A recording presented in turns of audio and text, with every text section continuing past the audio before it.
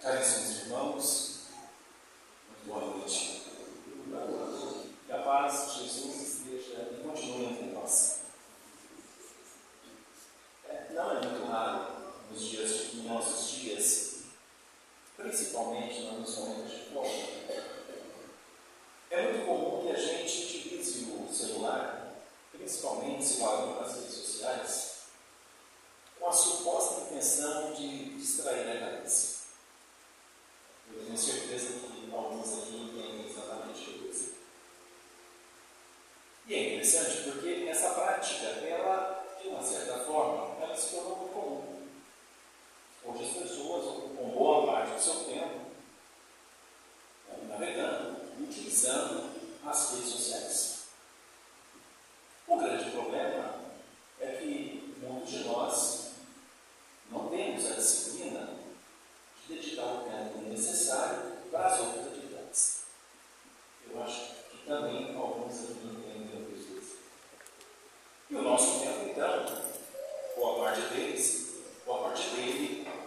fica ocupado com o Instagram, que é uma das principais ferramentas que nós utilizamos, mas tem outras como o TikTok, o Facebook e outras. Alguém aqui utiliza as redes sociais? Pode levantar a mão. Olhem uns para os outros. Muito bem. A minha mãe me dizia de vez em quando que eu precisava deixar um pouquinho a rede social.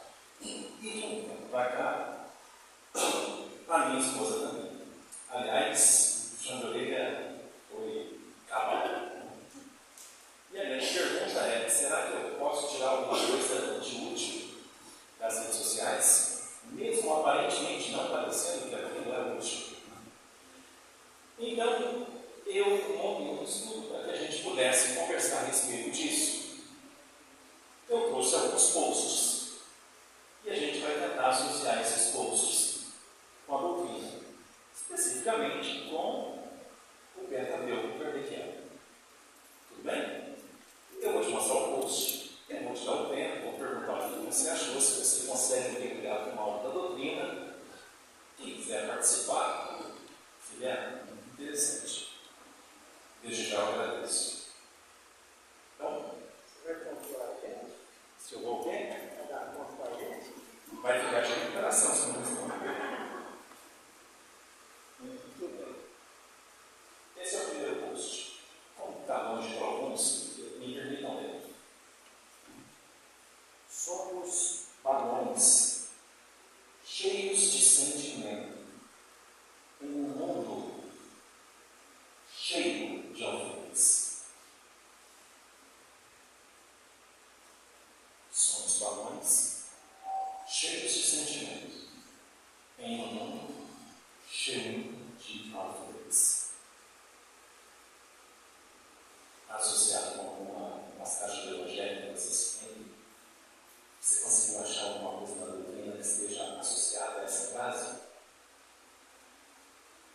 É assim, eu faço a pergunta e dou uma pausa. Aí na pausa você responde, entendeu? Já tem uma casca. Bom, eu supostamente achei uma. Entendam, é a que eu acredito que esteja associada. Pode ser que você não entenda assim também. Pode ser que você associou com outro e não queira falar. Não tem nenhum problema nisso. Tá? Eu associei com essa. Bem-aventurados os aflitos, porque eles serão consolados. Se você parar para analisar essa frase, ela está associada com a nossa sensibilidade espiritual. Nós somos seres que depositamos em nossa carga espiritual uma grande quantidade de sentimentos, uma grande quantidade de emoções, de fragilidades. E os alfinetes são as nossas provações diárias. Todos os dias nós somos estourados. E precisamos nos reabastecer do ar que nos faz inflar novamente. Muitos de nós, em verdade, procuram os alfinetes.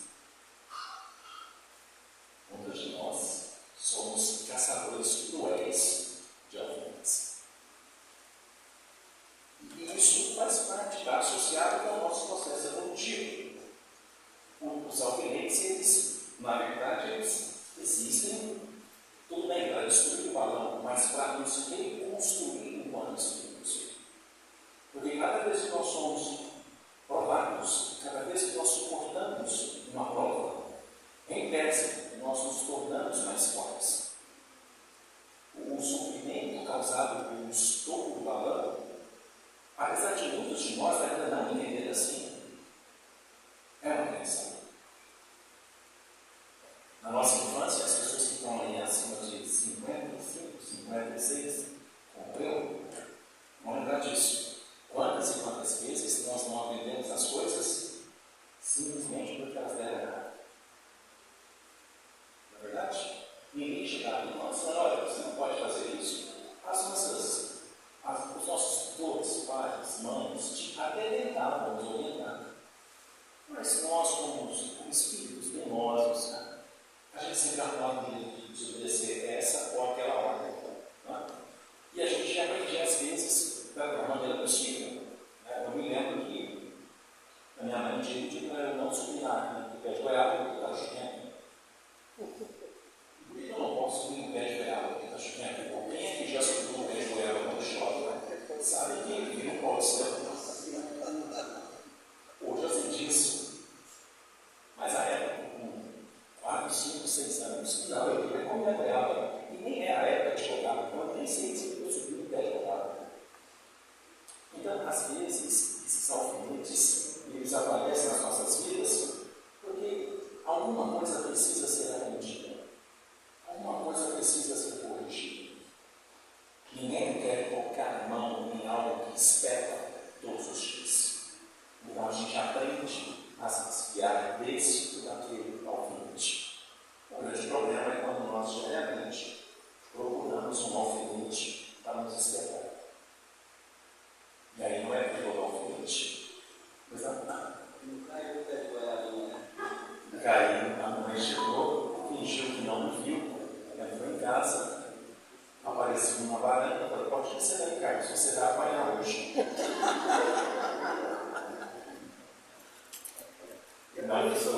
Não fui traumatizado, não me revoltei com a minha mãe, não achei que ela fez nada de errado comigo. São épocas diferentes, meus irmãos. A gente tem que entender isso. Mas a nossa geração ama fortemente, com todas as nossas forças, os nossos pais. Quantas vezes eu já apanhei da minha mãe porque eu falo assim: não briga na escola, obrigado, eu apanhei, chegar. Eu podia bater, eu apanhei, chegar em casa apanhado. É isso mesmo. Bom, então, esse post lembrou isso. Eu vou colocar o seguinte. O post é uma frase do Martin Luther King, que morreu em 1968. Para criar inimigos, não é necessário declarar guerra. Basta dizer que sim. Nunca essa frase foi tão valor. Você pode ser sincero. Se você for sincero, a pessoa tem que apanhar. Eu fico abismado com essa frase, porque parece que ela foi cunhada, feita nos dias atrás. Hoje vive uma situação extremamente estranha. Tem pessoas que não toleram você pensar de maneira diferente. E por que elas não toleram? Porque a gente sabe que elas não toleram, porque elas tentam convencer você do contrário. Ao invés de ela tentar entender como você pensa, ela quer convencer você do contrário.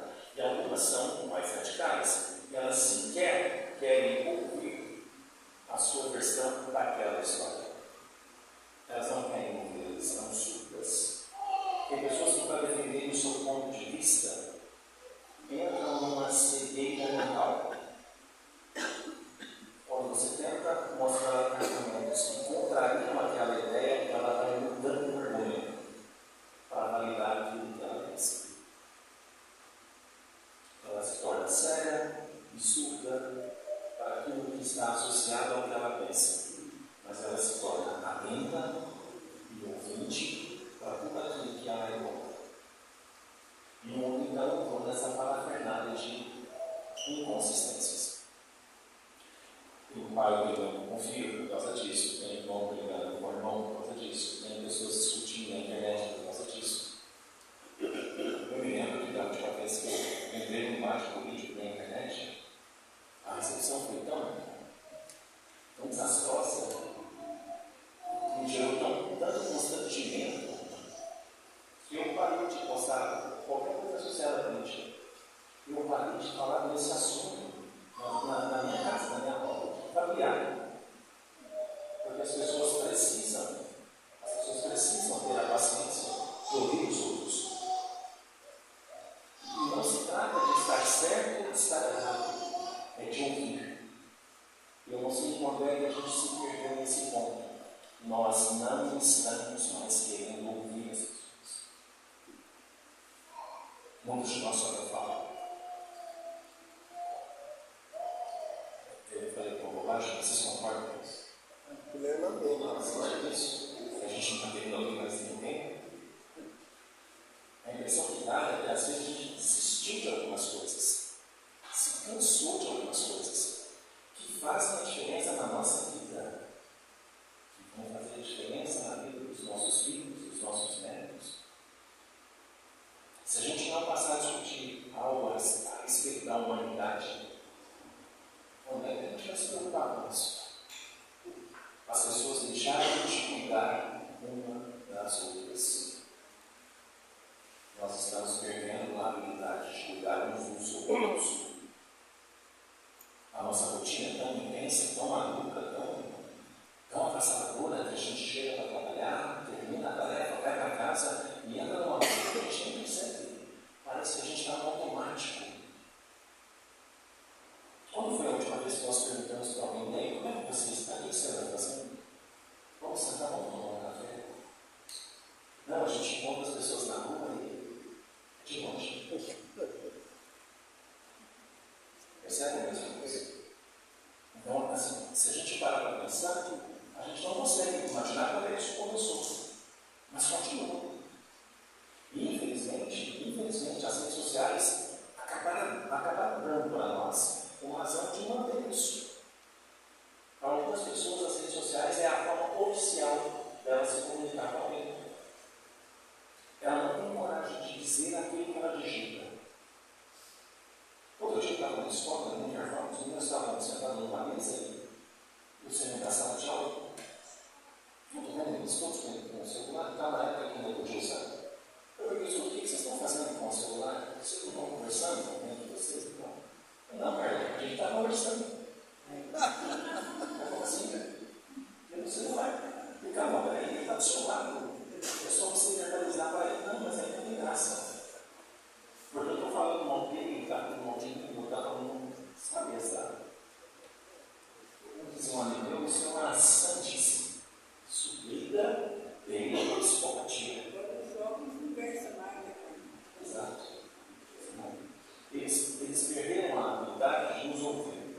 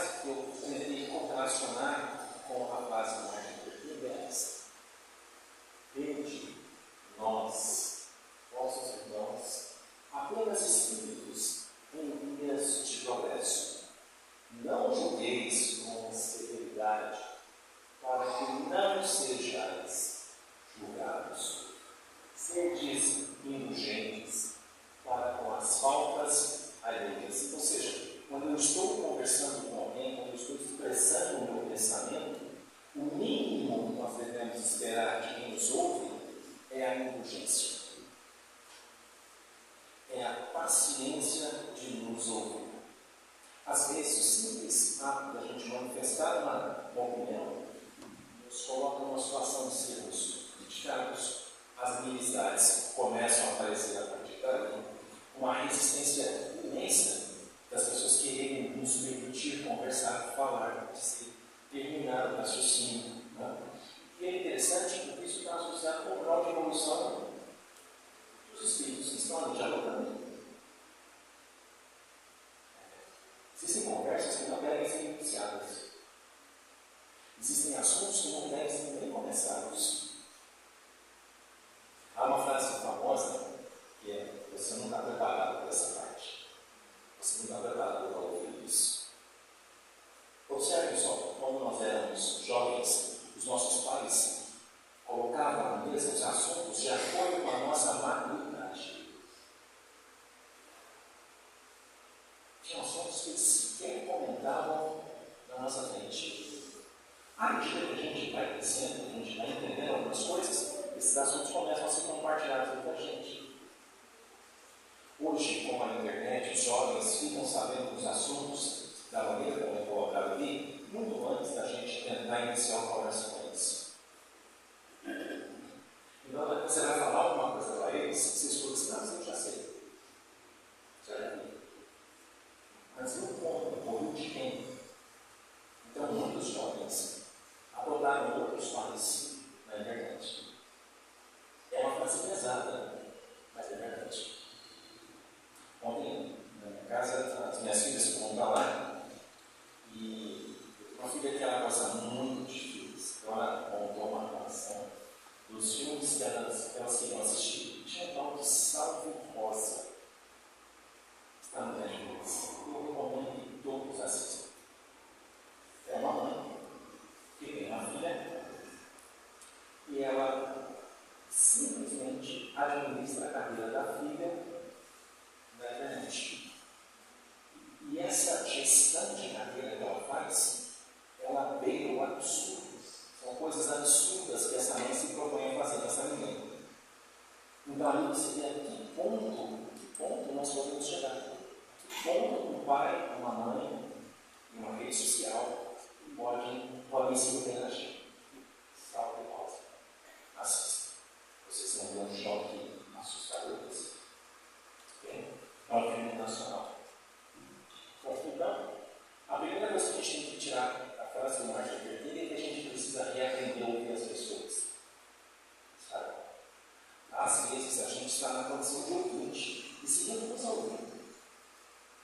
Todas as pessoas que ocupam um cargo de liderança têm que ouvir. Em vários países que ocupam um cargo de liderança. No trabalho, você com certeza ocupa um cargo de liderança. Essas pessoas não querem ouvir. E, meus amigos, se a gente não ouve, a gente não entende. Se a gente não entende, a gente não consegue absolutamente nada. A gente não evolui. A gente não cresce. Muitas pessoas não querem ouvir, porque aquilo que elas vão ouvir podem ajudá-las profundamente. E muitos de nós não querem ouvir aquilo que precisam ouvir. Essa é talvez uma das grandes verdades. Ninguém gosta de ouvir aquilo que não quer ouvir. Mas a gente tem que conhecer às vezes a Deus. Porque alguém se propôs a dizer aquilo que nós não gostaríamos de ouvir. E nós precisamos ter coragem para dizer para alguém aquilo que ela não quer ouvir. Agora, essa fala tem que ser acompanhada de equilíbrio, de bom senso, do momento certo também.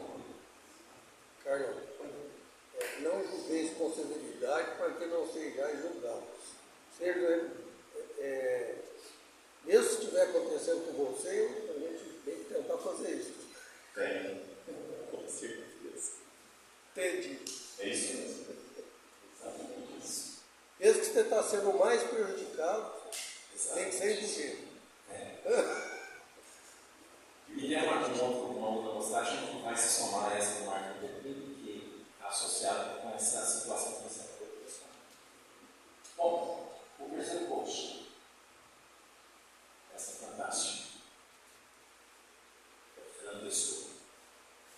Depois de amanhã, serei finalmente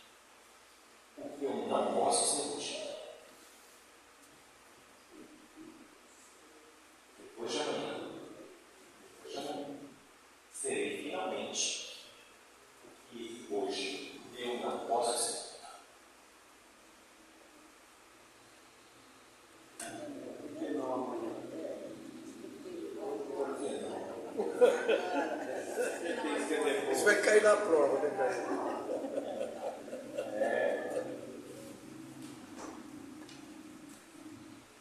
Na verdade, a frase que contestou, pode, não estou dizendo que é isso. Ninguém consegue mudar de um dia para o outro.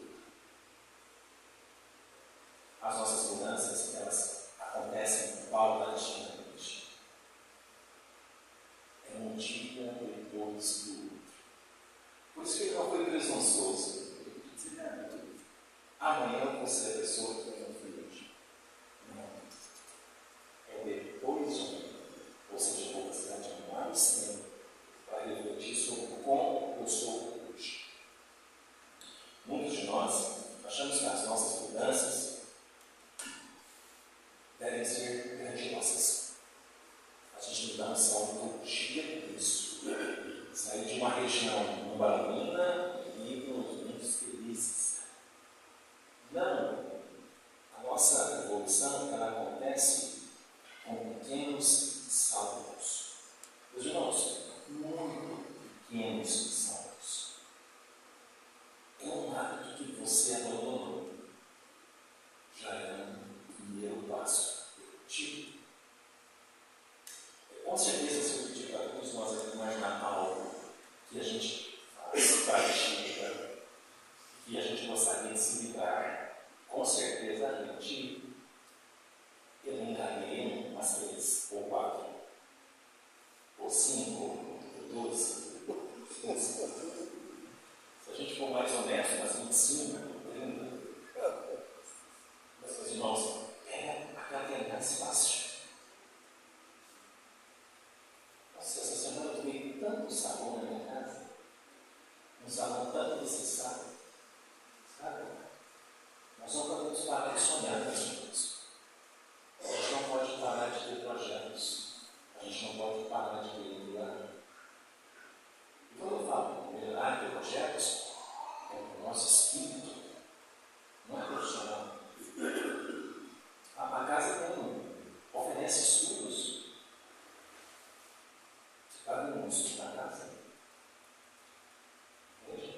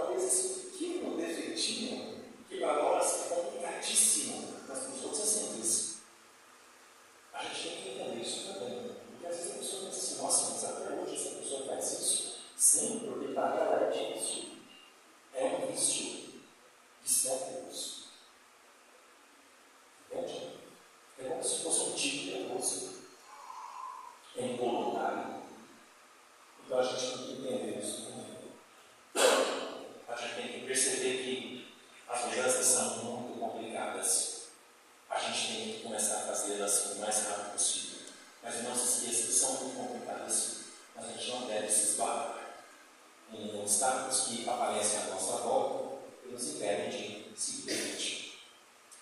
Cada um de nós tem os seus próprios obstáculos, os seus próprios alfinetes.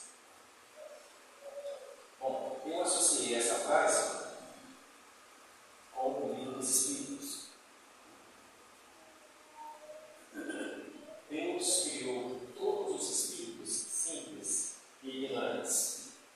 A cada um deu uma determinada missão, com o fim de esclarecê-los e fazê-los chegar progressivamente à perfeição. Vale lembrar que Kardec não disse que Deus criou os espíritos simples, ignorantes e iguais. Tem espíritos que ascendem mais rápido que outros. E qual é o espírito que ascende mais rápido do que o outro? Aquele que suporta a prova. Mais provas. Aquele que não fica reclamando todo dia. E de reclamações que são todas fúteis. Nós temos uma facilidade imensa para ficar reclamando de tudo. A gente reclama do trânsito, a gente reclama do chefe, a gente reclama da comida. A comida que não gosta de reclamar. Então, quando a gente percebe que está reclamando de algo sem justificativa, que a gente deveria agradecer, isso cai como uma bomba na nossa cabeça. Quanto tempo a gente consegue ficar ao lado de pessoas que ficam reclamando de tudo? Você consegue perceber? A gente desvia o caminho. Não é verdade? A gente não aguenta. Agora lembre-se, quando você faz uma reclamação, o primeiro ouvido que escuta ela é o teu. Uma hora você vai reclamar mais, você não vai suportar mais. E aí você vai abrir as portas para processos sucessivos sérios. Porque a reclamação executada, ela é uma doença do espírito. Porque é falta da fé. É falta da gratidão. Por tudo que se tem. É de não reconhecer em nós a presença divina. Nós somos filhos de Deus. Não é como se a gente não reconhecesse o nosso Pai, a paternidade que nós temos. A pessoa que incessantemente fica reclamando de tudo, ela não reconhece o Pai que tem. É como se ela fosse uma injustiçada. Meus irmãos, não tem ninguém injustiçado nessa face da terra. Infelizmente, não. Por alguma razão, todos nós estamos suportando a vida como sabem.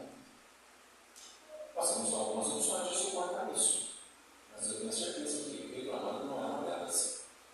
Com certeza não. Carlos, só completar essa sua comentário sobre reclamação. Sim. Eu estudei domingo agora no livro Linha de Luz, edição 118, fala queixai-vos.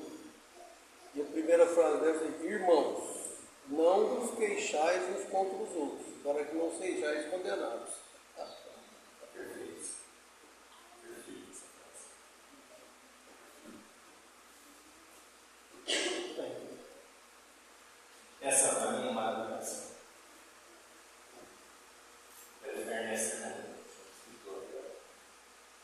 Quem está nas trincheiras ao teu lado? A pessoa responde: ué, isso importa? Ele responde: mais do que a própria terra.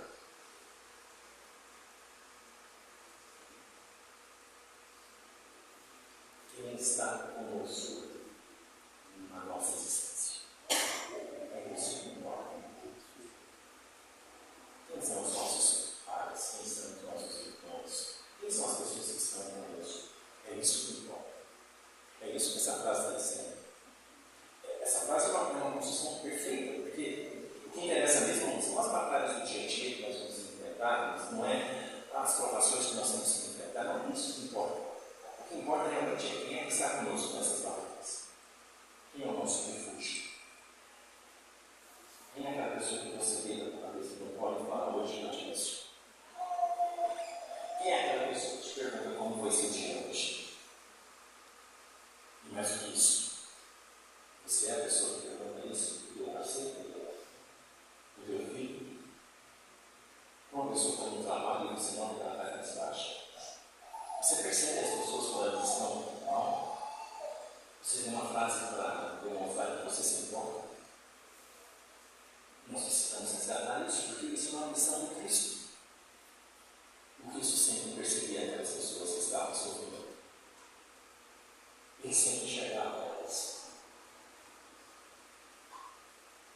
Quando ele ia por alguém, ele identificava a pessoa mais necessitada. O Cristo poderia levar todos ao mesmo tempo. Não poderia. Bastava uma voz de comando. E ele não quis. Porque ele sabia que tinha pessoas mais necessitadas que outras. E para alguns, aquele sofrimento era parte da lição que ele deveria ter. Então, essa frase, ela é tão perfeita, porque ela ilustra que é que está acontecendo no nosso dia a dia. Com quais pessoas nós estamos lidando na nossa encarnação. É isso que realmente importa. Quem são as pessoas que ficam conosco o nosso caminho? Algumas a gente tem uma relação maravilhosa, outras uma relação conturbada, mas fazem parte da nossa trincheira. A nossa principal trincheira é o lar. Não existe uma trincheira mais importante do que essa. É dali que toda a sociedade nasce.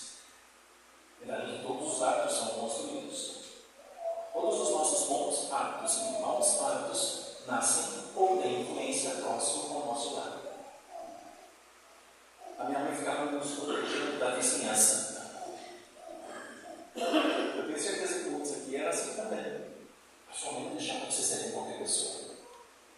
Mas isso, na verdade, faria alguma diferença? Não.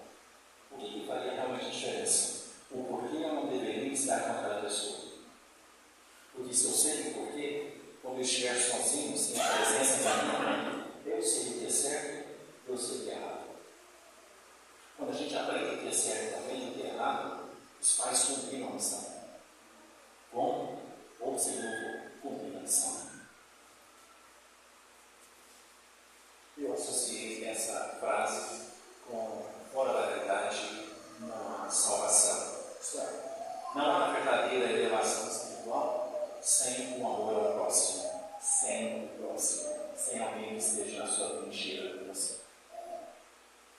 Ninguém nasceu para viver sozinho. Nós não nascemos para sermos eremitas. O ser humano precisa do mundo. Até no mundo. Bom, agora sim, já estou terminando, tá mais ou menos. Não, pode ficar até as 9, isso tudo bom. Bom, essa está um pouquinho pequena, porque eu tenho uma piada para vocês. A vida não para a gente segurar. A gente segura vivendo.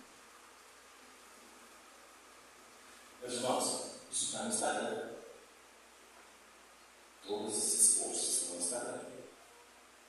Essa lição é fantástica. Tem algumas pessoas que querem parar porque estão doentes. A gente segura trabalhando. O Chico nunca parou de trabalhar.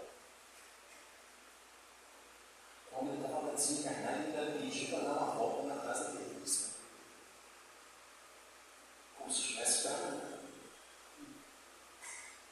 E às vezes nós, por comodismo, ou por egoísmo, ou por orgulho, talvez mais orgulho, a gente deixa de fazer as atividades que tem que fazer. Com a motivação de que não está pronto para fazer o trabalho, que está cometido dessa ou daquela doença. A maioria de nós temos doenças emocionais. E doenças emocionais se curam urgente. Não é com remédio apenas. O remédio alivia os sintomas. O remédio traz tranquilidade para você se relacionar, para você trabalhar, para você sair de casa. Mas os nossos traumas emocionais se curam urgente, com presença. E muitos de nós esquecemos disso também. Tem gente que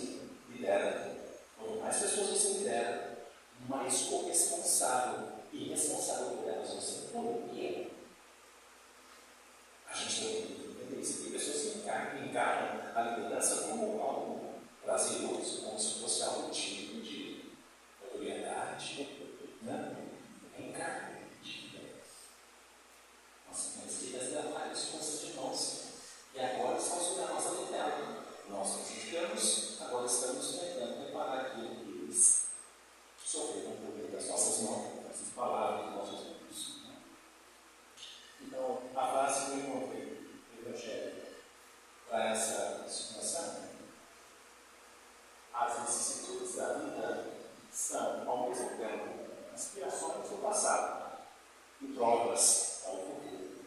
São meios de progresso ao Senhor.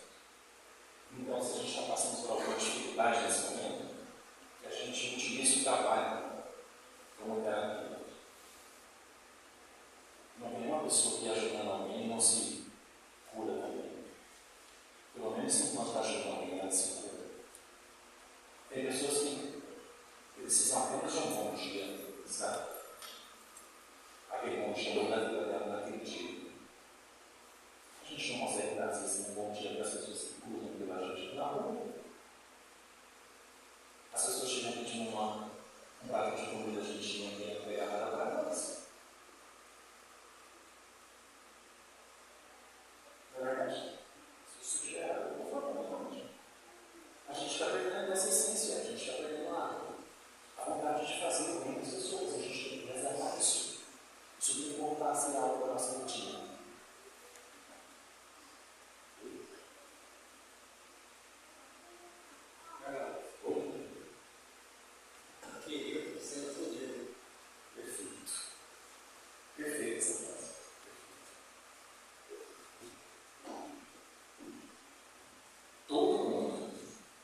Mais cedo ou mais tarde, senta-se para um banquete de consequências. É a velha história da gente da vantagem dupla. Uma hora a vida cobra isso muito caro da gente. No mundo espírita, há uma lição sobre o trabalho. Então, isso diz o seguinte: a vida costuma cobrar muito caro das pessoas que apresentam atestado de trabalho falso. Eu fiquei pensando nisso. Por que qualquer pessoa diz a pessoa pede um atestado para não trabalhar? É exatamente por isso. Ela pegou um atestado para não ir trabalhar. E quando eu não trabalho, alguém deixa de ser servido. Alguém deixa de ser atendido. Alguém vai ser prejudicado. Meus irmãos, se falta um médico numa UAI, não é o caos? Por qualquer razão, por exemplo, que ele está faltando por aqui, restaurante, por exemplo, a sua vida não pode ir, não é o caos? E se você marcou uma consulta, você chegou no horário da consulta, aí a atendente fala assim: olha, eu tenho que viajar. Você tem que colocar 2 meses esperando para ser atendido. Então, tudo que a gente faz, uma hora ou outra, a gente vai ter que degustar.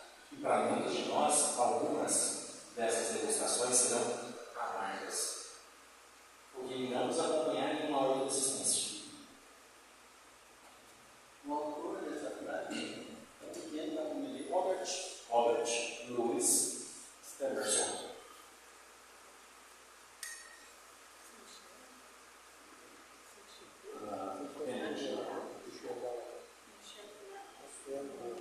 A penúltima. O silêncio também fala. Às vezes o silêncio é paz.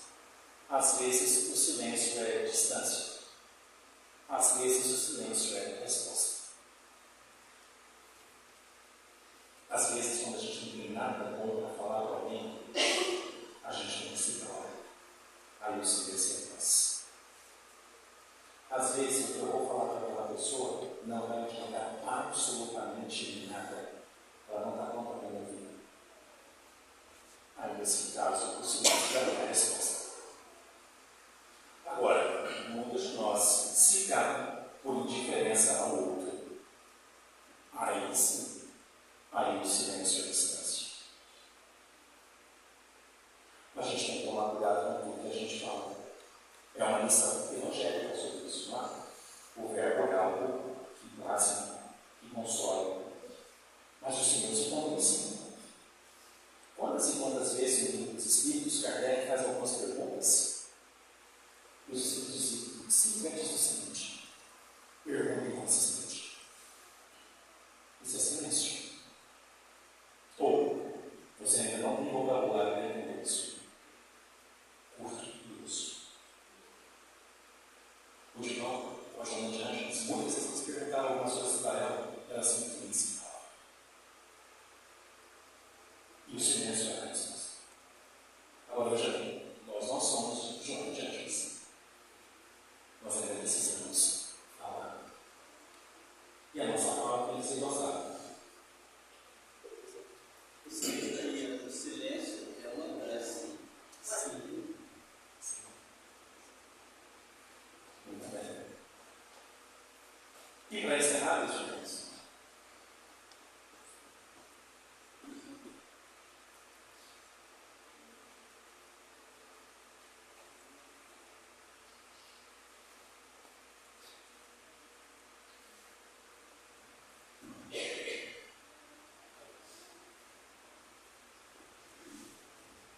escolha as suas batalhas sabiamente. Nem tudo merece seu tempo e sua energia. Muitas de nós ainda nem isso. Basta ter um assunto que deixa a pessoa descontrolada que ela não pode usar. Você já viu alguém brigar por causa de futebol? Política. Se a gente sabe que nós somos vulneráveis a esses assuntos, tem que ficar longe dessas falas. Quando esse assunto começa na rotina, tem que sair. Os católicos diriam, tem que sair para não pecar. Então a gente tem que entender muito bem que algumas batalhas a gente não deve iniciá-las, porque é consumo de tempo e energia. O Chico de Areia estava atendendo e ali uma senhora tem um tapa no rosto dele. Ele foi reclamar para o irmão, uma medicina. O irmão disse, Chico, ela está desequilibrada, ela está muito carente, ela precisa da sua ajuda, da nossa ajuda. Mano, mas você não acha que ela desajudou ela? Não deu. Sim, Chico, ela está desequilibrada, ela precisa de ajuda. Aí o Chico disse, Chico, era a terceira vez. Mas achei isso um disparate, Chico. Entre você ter achado um disparate e a necessidade da minha irmã, eu vou ficar com a minha irmã. Então, por favor, volta lá e atende.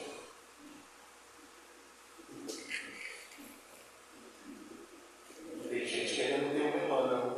Bom mentor. E para casa, sempre tem uma tarefa de casa, né, meus irmãos? Bem, Só faltou a frase lá. a frase. Aí. O verdadeiro sábio não se deixa abater pelos pequenos males, nem se entrega a inquietações vãs.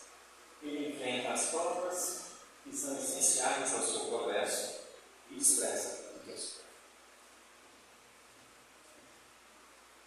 E a tarefa de casa? A vida é sobre como você escolhe lidar